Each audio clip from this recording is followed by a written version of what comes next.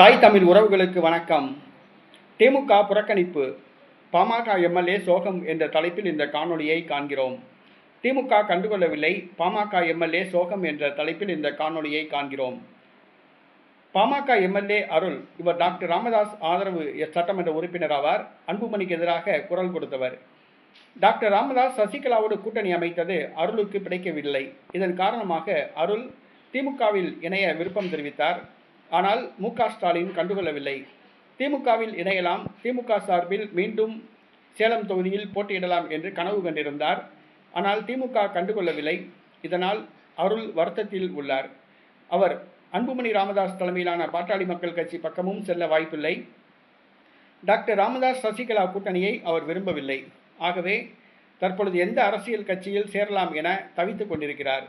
திமுக கண்டுகொள்ளாததால் PMK MLA மிகவும் சோகத்தில் உள்ளார். அவர் மீண்டும் சட்டமன்ற உறுப்பினராகும் வாய்ப்பு கிடைக்குமா என்பது தெரியவில்லை. தமிழக வெற்றி கழகத்தில் போய் இணைகிறாரா என்பதும் தெரியவில்லை. அருள் மிகுந்த வருத்தத்தில் உள்ளார். அவருடைய அரசியல் எதிர்காலம் கேள்விக்குறியாக உள்ளது.